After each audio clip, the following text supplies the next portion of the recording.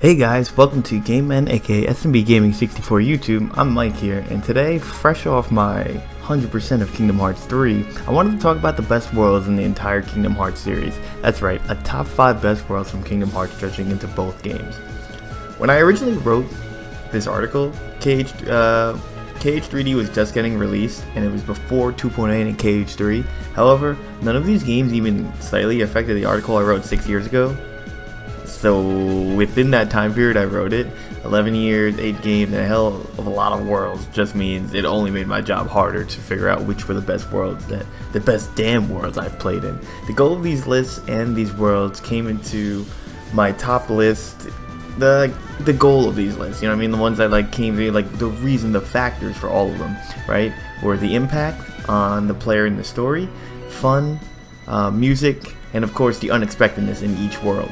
In this list, besides our top 5, I will have an honorable mention list after the first 3 worlds are listed, because the top 2 is where all the juicy good moments are, feel good moments are, but I wanted to kind of hide those honorable mentions because even though they didn't make the top 5, they were really worlds. It was hard, you know, the bottom 2 may have been the hardest to figure out because I already knew what my favorite world was going into this. Anyway, starting off. Number 5, Agrabah, both from Kingdom Hearts 1 and Kingdom Hearts 2. This is probably my hardest choice, but a well-deserved one. First off, I love Aladdin. Like the movie, the story, the character. I love everything about Aladdin. Second, Jafar himself is just a great villain. And really, the third reason why I hit number 5 was Kurt Ziza. That's right, it's a secret boss, people. Get with it, Kingdom Hearts 1. Agrabah stays true to its Disney core story, but perfectly adds the elements of the Kingdom Hearts trio into that story. The world is vast, brings a great element of danger as well as exploration, and let's face it, Aladdin is a pretty good AI that I've never used. Not only is Agrabah great, but the second area in the world, the Cave of Wonders, is a fantastic battleground area with tons of memorable heartless and nobodies who can honestly forget the fat bandage strolling by everywhere and breathing fire in the most inconvenient off-camera positions. Number 4, The World That Never Was, Kingdom Hearts 2. The World That Never Was is what Castle Oblivion is to the villains and myself, just in a more epic way. The organization's hideout is located here, the door to Kingdom Hearts, and of course it's a place with some pretty epic battles against some pretty badass leaders and bosses. The World That Never Was has all the iconic and toughest variations, both the nobodies and the heartless. Toughest variations of both the nobodies and the heartlesses, and just the entire soundtrack is just tense. You know, it's like a really tense build up because you know you're reaching the finale and it has that setting around it. So when I remember all the times I've been in this world, so in Kingdom Hearts 2 and Dream Drop Distance, you knew you were at the end of the game and something was about to go down when you were in the world that never was. So if you wanted to play in a world where you knew it was about to go, where stuff's about to go down, then this is the world. This is the jam. I'm sorry, Kingdom Hearts 1 end of the world, as cool as it was, The World That Never Was just really had some type of impact to me. It was modern, but it was it was very, I don't want to say apocalyptic, but very end keep. And Kingdom Hearts 2 Final Mix, you also get that additional fight with Roxas, which is pretty awesome, one of the harder fights in the game. So that's also why it's up there. Number 3, Symphony of Sorcery, Kingdom Hearts 3D. This is my biggest surprise of the list, and honestly, it still is. Symphony of Sorcery, yeah, is a Kingdom Hearts Dream Drop Distance only level and is based off Fantasia, the Magic Mickey, which is super iconic. The crazy special thing about this world is there is no sound. Okay? What I mean by that is you can only hear the beautiful symphonic music, Leia Printi, Sorcerer, Nutcracker Suite, etc. And I have to say, it fits perfectly. Killing enemies and interacting with the world also adds music without ruining the sweet melody you are listening to. I don't think melody is the correct word. You know, sweet peace, sweet orchestral genius you're listening to. So like as you strike an enemy, you'll hear like, you know, you'll add additional like strums of like, I don't know, a cello or a violin. I don't really know too much about classical music besides the piano. However, it's just it's so clever. You know, like I'm killing enemies and I'm not, you know, cutting it off. You don't hear Sora and Riku like ooh you know, like you're just adding to it. And it's really cool, like snares to a drum or a bass or whatever. The world's also, you know, pretty big and holds some very rare Dream Eaters and provides you with the second best Keyblade in the game. Ultima is number 1, of course. But in Kingdom Hearts 3D, after you beat Symphony of Sorcery, the stats of the Keyblade plus the reach of it, like its lengthwise, is just, you know, obviously it's something you want to use if you don't have Ultima. Let's not forget also how like beautiful it looks, even though it's on, I mean, they remade it for the PS3, so I mean, just looking at the surrounding forests, the clouds, and other areas the world holds, it's like going through all the seasons. Click Clock Wood, anyone? Banjo-Kazooie. Yet you're just exploring them, which, you know, it just made me like, it's a good dip between like the serious tone of Kingdom Hearts in addition to like, you know, the RPG, the fantasy setting, which is a very good mix in this world. The bosses are a bit unique in this world as they're not normal fights though. With Sora, you must grind flow motion of notes while fighting a Dream Eater, and with Riku, you get to face the fabled Churnerbog. Churnerbog? I don't know. But basically, the guy from Kingdom Hearts 1, when you were able to fly and you fought him, and the main bad guy of Fantasia, he's like that really big like demon thing that people probably mistaken for a Heartless in Kingdom Hearts 1. Yeah, that's the guy. Alright, before we go to my top 2, I wanted to talk about my honorable mention list. So, there's only 3 worlds on the honorable mention list. First one is Traverse Town, so from Kingdom Hearts and from Kingdom Hearts 3D Dream Drop Distance. Traverse Town is awesome and a great startup in any Kingdom Hearts game. From meeting Squall/Leon, yeah, you know, he's Squall, but Yuffie, Aerith, Sid, aka old cast Final Fantasy members, having the story unwind in a mysterious way only makes Traverse Town an unforgettable world. Let's not forget the awesome battle music and your first run-in with Donald and Goofy happened here. Kingdom Hearts 3D expands on this world, adding a hidden/bigger world than that of Imagine, along with the cast of Tui, aka The World Ends With You, making Traverse Town one of the best worlds in the series.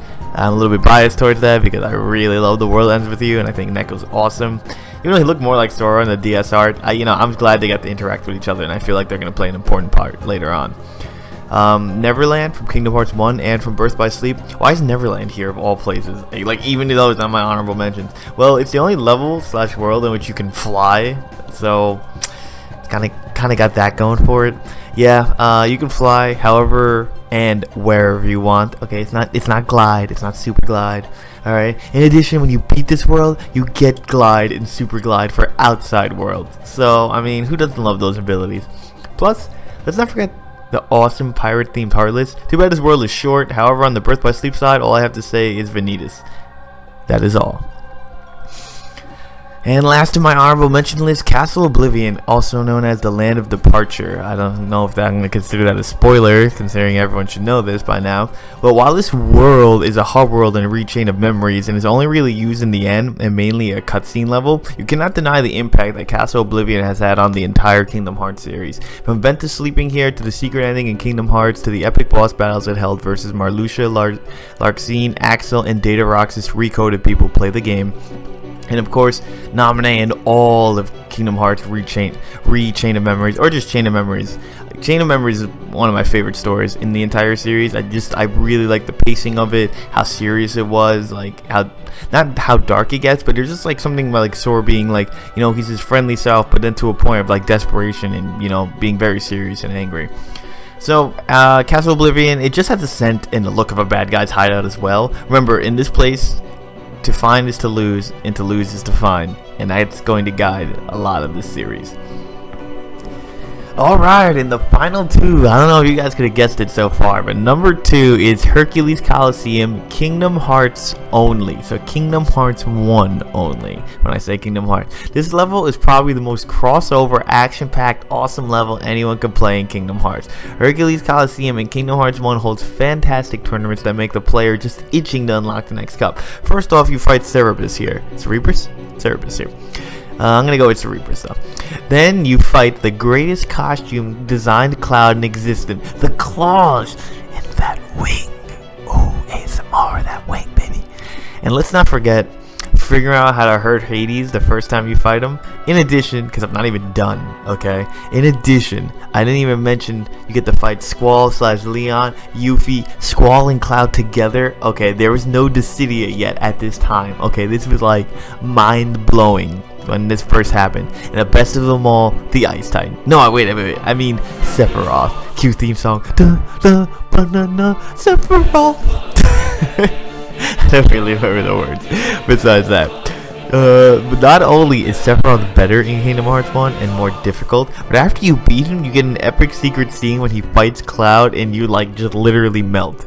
The entire Hercules Coliseum is built off cups. It has 2 rooms, and yet epic battle, like the entire world is just 2 rooms. You know, technically 3, and yet epic battles like against character greats just make this one of the best worlds like you can ever play in any JRPG, any crossover game, and just all in Kingdom Hearts. Finally, number 1, Radiant Garden, Hollow Bastion, Kingdom Hearts 1 and 2. Now, I did say Hercules Coliseum was the best world in Kingdom Hearts, but don't you dare think it has the most iconic and greatest world Kingdom Hearts has. That belongs to Hollow Bastion, which in turn is also the most important world of all of Kingdom Hearts story lore-wise. This is where all the Final Fantasy characters live. This is also where the world where Kairi is the Princess of Heart for the time being, you know, before the director kind of messed that up. I'll talk about that in another video. I also have to mention that this is where the organization was first created, in addition to being the place where Ansem the Wise did his studies, where Ansem the Wise found Terranort, which leads to Xehanort gaining more knowledge with light and dark, and yeah, you get the picture, okay? Not only is that important story-wise, we also have some iconic battles here with Maleficent, Ansem Seeker of Darkness Riku form, and on the Kingdom Hearts 2 side, Sephiroth Round 2, Demyx, you know, where Goofy dies. I mean, what? And of course, the Sora vs 1000 Heartless battle. Every time you enter this world, you know you're at some turning point in the story, and it serves as an amazing penultimate world. Both it's beautiful and it's serious. Hollow Bastion and Radiant Garden is a gorgeous world that connects Kingdom Hearts with Disney and Final Fantasy. In addition to being a glorious and huge town that is amazing, like just amazing to be in, you have to remember that it boasts some of the best damn music in all of Kingdom Hearts. Has any of you ever heard that piano OST collection of Hollow Bastion? Because if not, you should go in that YouTube search bar after this video, type in Piano Collections OST type it in Piano Collections OST of Hollow Bastion, and it's get an earful of glory. And it just makes you want to grind for XP and just explore like the world, like you just want to be in it. Alright, Hollow Bastion Radiant Garden just has so much story behind it, and really, I feel like we haven't even explored it all, even after playing through all the Kingdom Hearts games. Thank you guys for, you know, listening, watching, I don't know, reading the subtitles. Tell me your favorite worlds down below. Don't forget to comment, rate, and subscribe. And of course, if you guys want to see any new content, you know what to do. You just write it down there. We'd love to make it happen. Thank you guys, and everyone have a wonderful day.